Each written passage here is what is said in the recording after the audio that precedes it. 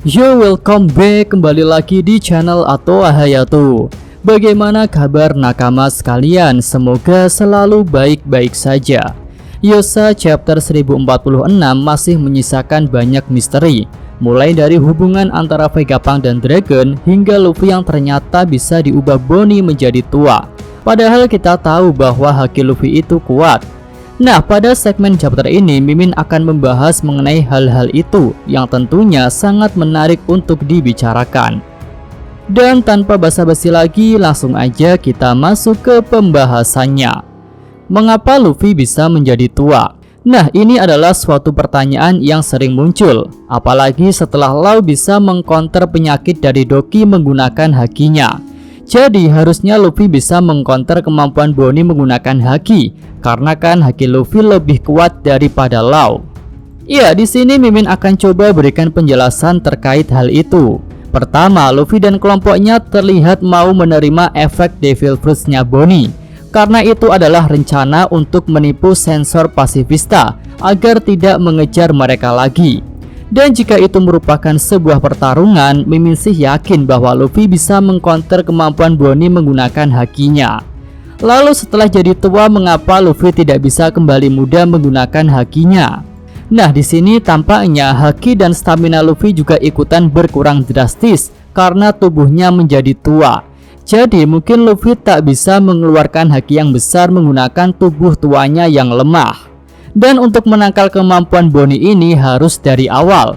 Dalam artian haki yang kuat harus dipersiapkan untuk mencegah efek kemampuan Bonnie itu masuk ke dalam tubuh. Hal itu juga sepertinya akan berlaku pada kemampuan Hancock yang bisa ditangkal hanya sebelum korbannya menjadi batu. Dan jika sudah menjadi batu, hanya Hancock sendirilah yang bisa mengembalikannya. Ras spesial Kuma. Ya, jika bicara mengenai ras yang spesial, tentu kita akan teringat pada ras Lunaria yang baru saja mendapatkan perhatian di Arc Wano. Dan mungkin saja rasnya Kuma ini juga punya suatu kemampuan spesial seperti ras Lunaria sehingga menjadi objek penelitian. Nah, untuk keistimewaan itu sih di sini belum terungkap ya. Tapi jika melihat tubuh Kuma yang bisa cocok dengan berbagai perkembangan atau modifikasi, berarti struktur tubuh Kuma spesial karena kecocokannya itu. Dan tentunya karena kekuatan fisik yang juga unggul, sehingga Vegapunk tertarik padanya.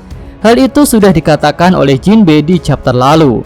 Jadi kesimpulan awal Mimin, rasnya Kuma ini memang lebih kuat daripada ras manusia pada umumnya, dan juga bisa bertahan serta cocok dengan berbagai modifikasi yang diterapkan kepadanya.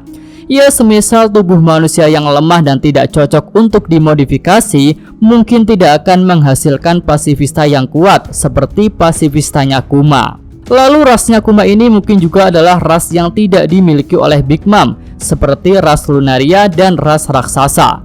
Ya, sangat menarik sih untuk menantikan nama dari rasnya Kuma ini. Kuma bukan ayah kandung Bonnie. Kemudian di chapter ini menurut Mimin juga mengkonfirmasi bahwa Bonnie bukan anak kandung dari Kuma. Ya, karena dia bilang bahwa ayahnya yaitu Kuma adalah salah satu dari ras spesial. Jadi logikanya jika Bonnie adalah anak kandung dari Kuma, berarti Bonnie juga termasuk dari ras yang spesial itu. Tapi di sini Bonnie tak menyebutkan dirinya sebagai salah satu ras yang spesial juga. Ya, ada kemungkinan sih jika Bonnie lebih cenderung kepada ibunya. Tapi ya tetap saja harusnya ada genetik keturunan yang kuat dari jalur ayah. Lalu jika kita bicara tentang Kuma, tentu kita meragukan informasi yang didengar Jinbe bahwa Kuma adalah raja yang jahat. Karena saat Sabo kecil kita bisa melihat bahwa Kuma adalah sosok yang ramah. Jadi besar kemungkinan nama baik Kuma sudah disabotase oleh pemerintah dunia, sehingga dunia mengenal Kuma sebagai sosok yang jahat. Dan Mimin malah kepikiran bahwa sebenarnya Kuma adalah pahlawan yang sudah mengorbankan diri untuk kerajaan Sorbet. Mungkin pemerintah dunia mengancam Kuma bahwa mereka akan menghancurkan kerajaan Sorbet jika Kuma tidak mau mengikuti mereka. Dan karena sebenarnya Kuma adalah raja yang baik, rendah hati, dan tidak sombong, Kuma pun mau mengorbankan dirinya demi kerajaan Sorbet. Ya, sangat menarik untuk menantikan fakta sebenarnya tentang masa lalu Kuma ini. Bajak laut Kurohige versus bajak laut hati. Ya, awalnya banyak yang menduga jika pertarungan ini adalah Law versus Kurohige saja atau Law versus squad Kurohige. Tapi ternyata ini adalah pertempuran yang melibatkan kru bajak laut masing-masing. Nah, di chapter ini terungkap bahwa bajak laut hati adalah ahli dalam pertarungan di bawah air, dan itu bisa jadi musuh alami bajak laut Kurohige yang punya banyak anggota berkemampuan Devil Fruits. Tapi sebaik apapun kerjasama dari kru bajak laut hati ini, tetaplah berporos pada satu orang, yaitu Kapten Law. Tentu mereka akan kesulitan jika harus bertarung secara terpisah seperti kru bajak laut topi jerami. Lalu kerjasama tim mereka juga akan berantakan ketika Law sudah dijatuhkan. Tapi jika diperhatikan, Law terlihat sudah mempelajari sepak terjang bajak laut Kurohige, sehingga dia tahu bahwa harga burunan mereka naik terus karena sudah mendapatkan kemampuan Devil Fruits yang bagus. Nah, pada pertarungan awal ini Law berhasil memberikan luka kepada Kurohige. Tapi ketika Yami-Yami Kurohige diaktifkan, tentu Law akan kesulitan. Namun sepertinya Law punya rencana untuk memanfaatkan kelemahan bajak laut Kurohige yang benar-benar lemah terhadap air laut. Jadi mari kita nantikan kelanjutan pertarungan mereka. Hubungan Vegapunk dengan Dragon. Ya, di akhir chapter ini kita dikejutkan dengan komunikasi antara Punk 01 Saka dengan Dragon. Bahkan Dragon memanggil Saka dengan sebutan Vegapunk. Nah, mungkinkah Saka ini sebenarnya adalah Vegapunk yang asli? Atau saat berkomunikasi dengan Dragon, Vegapunk asli sudah mengambil alih kesadaran dari Saka? Ya, hal itu mungkin saja sih. Lalu mengapa Vegapunk bisa punya hubungan dengan Dragon? Nah, menurut Mimin sih Vegapunk ini punya pemikiran yang sama dengan Dragon dan Revo Army. Tapi karena dia tak punya biaya untuk penelitian, maka dia mau bekerja untuk pemerintah dunia. Selain itu, jika Vegapunk menolak untuk bekerja sama dengan pemerintah dunia, tentu dia akan langsung dihabisi. Lalu Mimin juga menduga jika sebenarnya pemerintah dunia sudah tahu bahwa Vegapunk punya hubungan dengan Revo Army.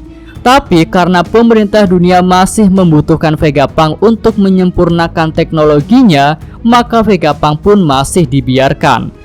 Tapi akhirnya setelah teknologi dari Vegapunk ini sudah dianggap sempurna, maka langkah yang diambil oleh pemerintah dunia adalah akan segera menghabisinya. Vegapunk pun bisa menyadari hal itu ketika sudah menyelesaikan penelitiannya untuk pemerintah dunia, dia berkata akan segera mati. Ya, mungkin itulah yang dimaksud oleh Saka pada percakapannya dengan Dragon. Dan yang jadi tanda tanya besar adalah apa yang akan dibicarakan oleh Vegapunk ini kepada Dragon. Ya, mungkin itu semacam informasi rahasia milik pemerintah dunia yang sudah dia ketahui. Oke, tampaknya cerita ini akan berjalan semakin menarik. Dan itu aja pembahasan segmen breakdown chapter untuk kali ini ya. Jika ada tambahan, masukan, dan saran, bisa disampaikan pada kolom komentar. Yosa, Mimin, atau Hayato, terima kasih. Oke, sampai sini aja video kali ini. Semoga nakama sekalian menyukainya. Terima kasih udah nonton. Jangan lupa like-nya dan subscribe channel Atwa Hayato. Yo!